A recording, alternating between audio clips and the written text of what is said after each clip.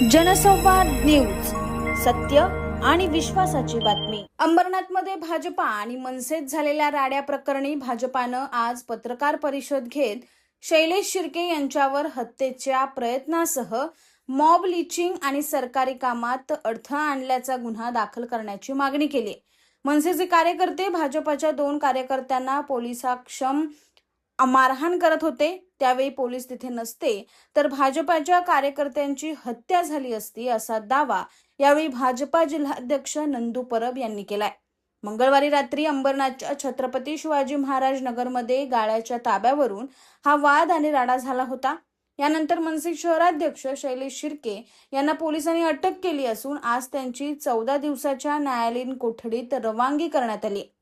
मनसे जिल्हाध्यक्ष अविनाश जाधव यांनी भाजपा कार्यकर्त्यांवर गुन्हा दाखल करण्याच्या मागणीसाठी मोर्चाचा इशारा दिला आहे, तर दुसरीकडे पोलीस हे भाजपा कार्यकर्त्यांना जमावाच्या तावडीतून सोडवत असतानाही शिर्के हे भाजपा कार्यकर्त्यांना मारहाण करत होते, तसंच यांना मारून टाका, इथून जाऊ देऊ नका असं म्हणत असल्यानं त्यांच्यावर हत्येच्या प्रयत्नासह मॉब लिचिंग आणि सरकारी कामात अडथळा आणल्याचा गुन्हा दाखल करण्याची मागणी भाजपा प्रदेश सचिव गुलाबराव करंजुले पाटील, भाजपा जिल्हाध्यक्ष नंदू परब आणि भाजपा गटनेते अभिजित करंजुले पाटील यांनी केली आहे।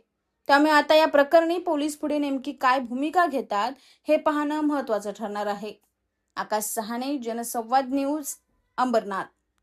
विनोद जाधव जे बोलतायत त्यांनी पूर्ण सत्यता माहिती करून घ्यावी।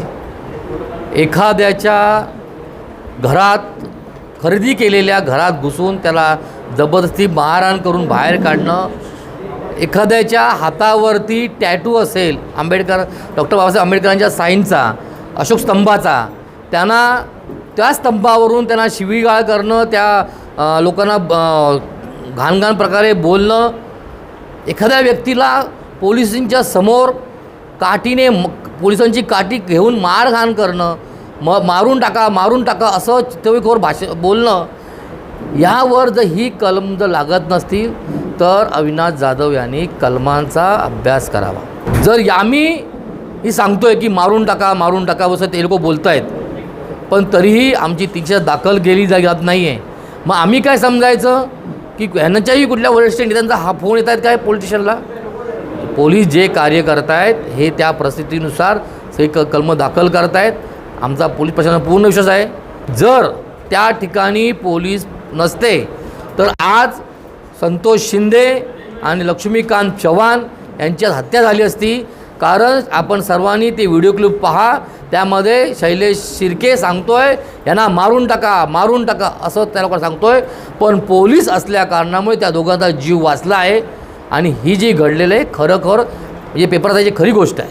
अंबरनाथमध्ये बऱ्याच दिवसानंतर जी ही वळवळ सुरू झालेली आहे आणि जी मंचेकर टोळीचा सदस्य म्हणजे मंचेकर टोळी संपली, पण ही भांडगुळं जी आहेत हे स्वतःलाच ते असे काही भाई समजतात आणि गोरगरिबांची घरं खाली करून घेणं, दुकानं खाली करून घेणं, MIDCत हप्ते जमा करणं, अशा परिस्थितीमध्ये लोकांना त्रास देण्याचं काम हा जो शिर्के आहे यांनी ते चालू केलेलं आहे। परंतु भारतीय जनता पक्षाच्या लोकांनी सुद्धा काही बांगड्या भरलेल्या नाहीत। यापुढं हे सगळं बंद नाही झालं तर आम्हीसुद्धा त्याच पद्धतीने उत्तर देऊ। अंबरनाथ तालुक्यामधल्या, अंबरनाथ गावामधल्या व्यापाऱ्याला, बिल्डरला आणि इंडस्ट्रियलिस्ट यांना आव्हान करतो की ह्या भांडगुळाने जर कुठं त्रास दिला, तुमच्याकडे कुठं खंडणी मागवली, तुमच्या माणसाला मारहाण केली तर त्यांनी माझ्याशी संपर्क करावा।